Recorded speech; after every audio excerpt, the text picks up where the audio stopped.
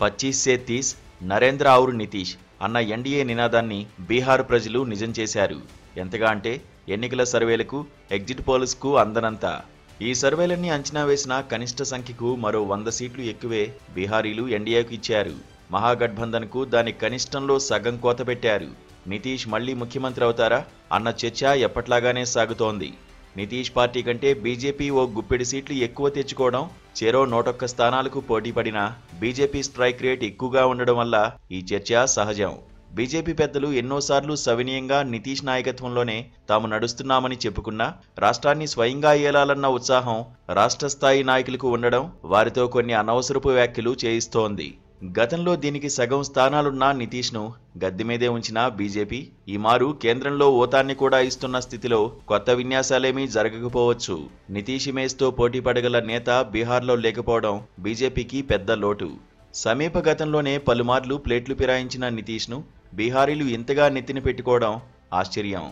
ఒకే ఒక్కసారి ఎమ్మెల్యేగా గెలిచిన వ్యక్తి ప్రత్యక్షంగానో పరోక్షంగానో 20 ఏళ్లుగా అధికారంలో కొనసాగడం విశేషం. యాదవేతర ఓబీసీ కులాలు, మహాదళితులు, పస్మండా ముస్లింలకు ఆయన ఆధిపత్య కులాల నుంచి తమను కాపాడగల నాయకుడు. బీజేపీతో చేయి కలిపిన ముస్లిం పరిరక్షకుడు. అగ్రకులాల దృష్టిలో ఆయన హిందుత్వవాది, శాంతి భద్రతల పరిరక్షకుడని, మహిళా పక్షపాతి అని పేరుంది. దీనికి తోడు సరిగ్గా ఎన్నికలు ప్రకటించిన నాడే దాదాపు 1,40,00,000 మంది మహిళలకు వారి బ్యాంక్ అకౌంట్లలో నేరుగా 10,000 రూపాయలు పడ్డంతో ఇక తిరుగులేకపోయింది.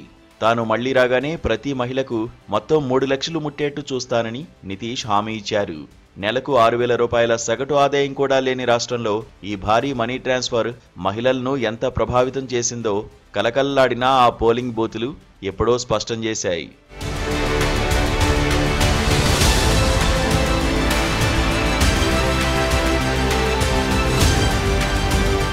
తాము అధికారంలోకి వచ్చిన 20 రోజుల్లోనే ప్రతి కుటుంబానికి ఓ సర్కారీ కొలువిస్తానన్న ఆర్జేడీ అధినేత తేజస్వి హామీ కూడా ఈ నమ్మకం ముందు హోమైంది. రాహుల్ గాంధీకి బీహార్ ఫలితాలు పెద్ద పరాభవం. ఎన్నికల సంఘం తొలిగా ప్రయోగించిన సర్ ప్రభావం ఏ మేరకన్నా చర్చ అటుంచితే పోటీ చేసిన స్థానాల్లో 10వ వంతు మాత్రమే కాంగ్రెస్ గెలుచుకుంది. రాహుల్ ఓటు చోరీ ఆరోపణలు, ఓటు అధికార యాత్రలు జనాన్ని ఆకర్షించాయి కానీ ఓటు వేయించలేకపోయాయి. అంబానీ, అదానీల ఆవాహన వారికి పట్టలేదు. నితీష్, మోదీల మీద చేయాల్సిన యుద్ధం ఎన్నికల సంఘం మీదకు మళ్లిపోవడంతో ప్రజలకు విషయం ఎక్కలేదు, ఫలితం దక్కలేదు. బీజేపీకి సంస్థాగతంగా ఉన్న అనేక బలాలు, బాహువులు బీహార్లో కాంగ్రెస్కు లేకపోవడం పెద్ద దెబ్బ. 15 ఏళ్లలో ఎన్నడూ లేనంత ఘోర పరాజయం పొందిన ఆర్జేడీ పని ఇక సరి అంటున్న వారికి తనకు బీజేపీ, జేడీయూల కంటే ఎక్కువ ఓట్లు వచ్చిన విషయాన్ని తేజస్వి సగర్వంగా గుర్తు చేయవచ్చు. ఓటు వాటా తనకు తగ్గలేదని కాంగ్రెస్ సైతం చెప్పుకోవచ్చు.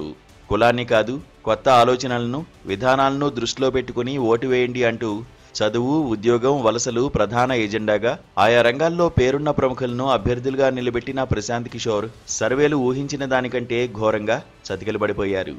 ఆయన పార్టీ ప్రవేశం వల్ల ప్రత్యక్షంగా గఠబంధన్కు నష్టం జరిగి ఎన్డీఏకు పరోక్షంగా లబ్ధి చేకూరిందని ఓ వాదన.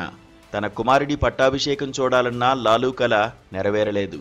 నితీష్ అనారోగ్యం మీద అధిక ప్రచారం జరిగినా కొంత వాస్తవమూ లేకపోలేదు. ప్రస్తుతానికి గద్దెనెక్కిన 1-2 ఏళ్లలో మిత్రపక్షానికి అప్పగించాల్సిందే. బీహార్ ఫలితాలు మోదీకి కథనోత్సాహాన్ని కలిగించాయి. సమరశంఖాన్ని పూరించి బెంగాల్ మీద తక్షణమే దండయాత్ర ప్రకటించగల శక్తిని ఇచ్చాయి.